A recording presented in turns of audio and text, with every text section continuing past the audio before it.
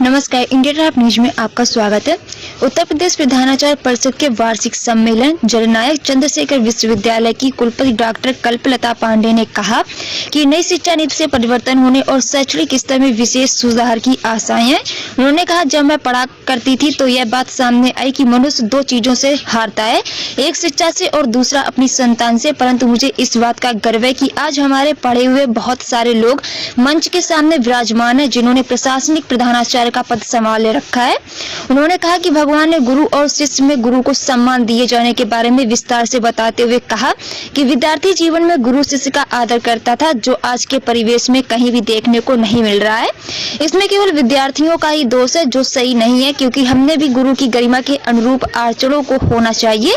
यही बात कहने के पर मेरी आलोचना भी हुई, लेकिन मैं इसकी करो परवाह किए बगैर आज भी करना चाहती हूँ कि हमें भी गुरु के दायित्वों का निर्वहन करना होगा, तभी हमारा सम्मान वापस आएगा। उन्होंने नई शिक्षा नीति के बारे में बताया कि 10+3 क्लास के 3 तहत बुनियादी स्तर से ही जब विद्यार्थी प्रतिभावना विकसित होगा तो विद्यालय महाविद्यालय का शैक्षणिक स्तर का उन्नयन होगा। वह स्थानीय लक्ष्मी राज देवी इंटर कॉलेज में आयोजित उत्तर प्रदेश प्रधानाचार्य परिषद के वार्षिक सम्मेलन में बतौर विशिष्ट अतिथि अपने विचार व्यक्त कर रही थी। मेजर दिनेश सिंह जी जिन्हें राष्ट्रपति पुरस्कार प्राप्त हुआ है, मेरे साथ बैठी एक प्रधानाचार्य जो अभी ये कह रही थी कि बहुत काम करना पड़ रहा है, अभी इलेक्शन लड़ना है या क्या करना है, बहुत काम है इनके पास, निश्चित रूप से है।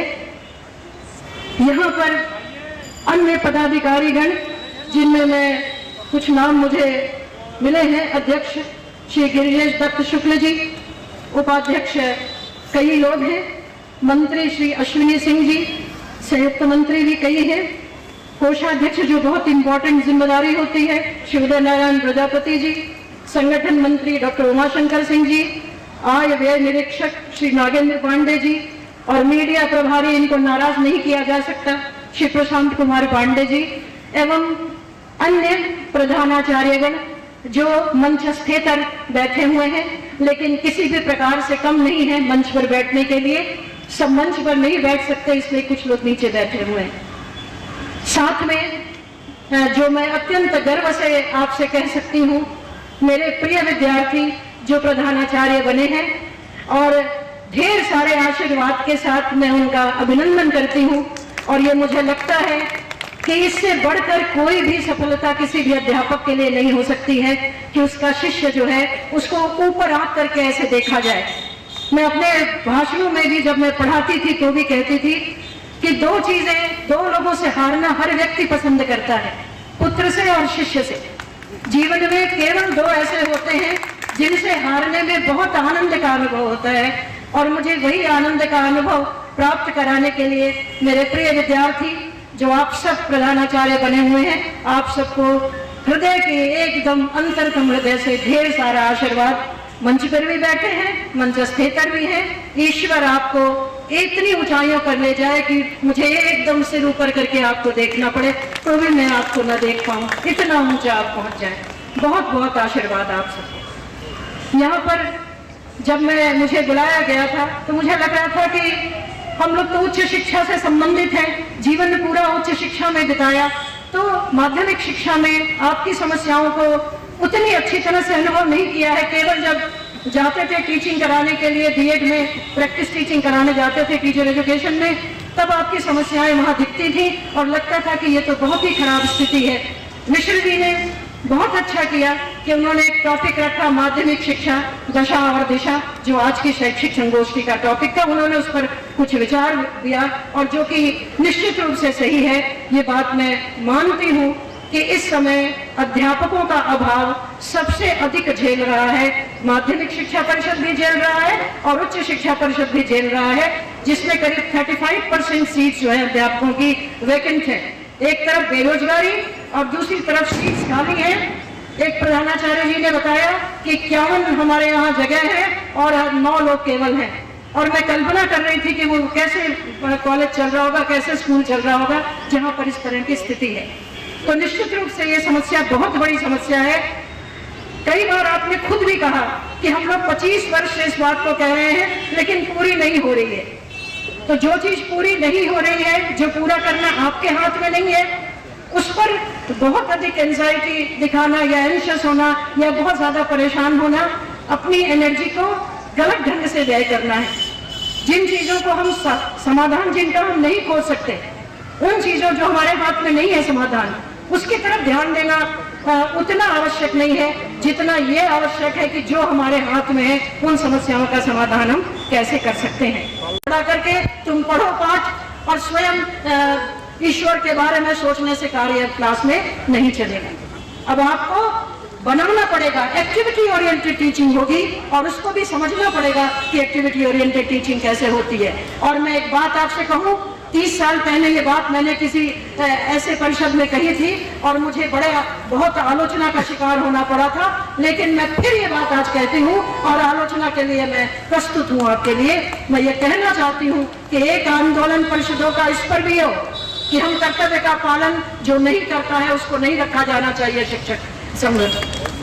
एक बात ये भी होनी चाहिए कि कर्तव्यों के बारे में भी गंभीरता से सोचें। यहाँ जब आप भाषण दे रहे थे, कुछ लोगों ने बोला कि हमारी मांग नहीं सुनी जाती, उतर जाएंगे सड़कों पर। उतर जाइए सड़कों पर, अधिकार के लिए लड़ना बहुत अच्छी बात है, लेकिन कर्तव्य के लिए भी लड़ना उससे अच्छी बात है। अगर आप कर्तव्य हमेशा ध्यान रखें, ये बात विद्यापीठ में एक लाइन लिखी रहती थी और जब मैंने ज्वाइन किया था विद्यापीठ तो उस लाइन को मैंने बहुत ध्यान से पढ़ा था और जब तक विद्यापीठ में मैं थी तब तक मैं एक बार भी उस लाइन को नहीं भूली। लाइन क्या थी?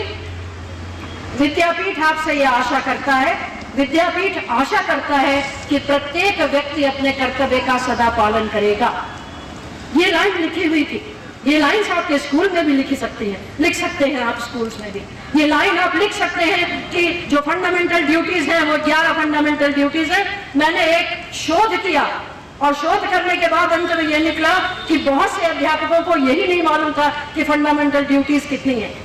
जब अधिकार को याद करते हैं तो कर्तव्य को आगे रखकर अधिकार को याद रखेंगे तो शोभा ज्यादा बढ़ेगी, कम शोभा नहीं बढ़ेगी। ये मैं आप सबों से अनुरोध पूर्वक करना चाहती हूँ कि ये भी एक बात, मैं आदेश निर्देश नहीं देती हूँ। आवाज तेज है तो आपको लगता होगा कि कुछ डांट रही हूँ, लेकिन अध्यापक हूँ, जब मंच मिलेगा बोलने को कहेंगे तो 2 घंटे से पहले तो नहीं रुकती हूँ, अभी रुकना पड़ेगा। लेकिन मैं आपसे, ये जो मेरे हृदय की बात थी वो मैंने आपसे कही कि इस पर भी विचार किया जाए कि जो सामान्य जितनी परिस्थितियां हमें प्राप्त हैं, गिलास आधा भरा है, पूरे टाइम खाली गिलास को देखते देखते अगर जीवन बीतेगा तो निराशा से भर जाएगा।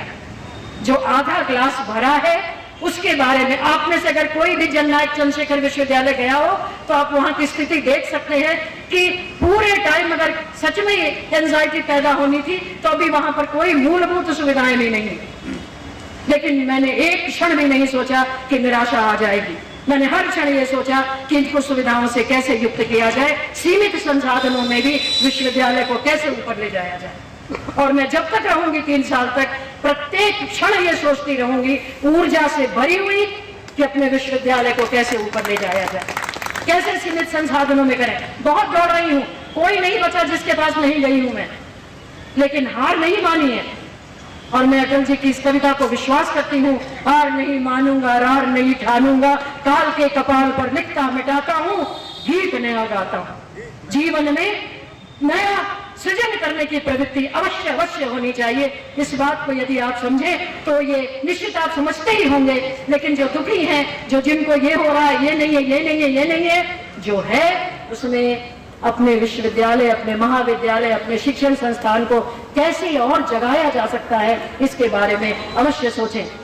केवल एक गुरु ऐसा है, माता पिता, जिस पर पूरा भरोसा आज भी करते हैं कि बच्चे को दे दिया।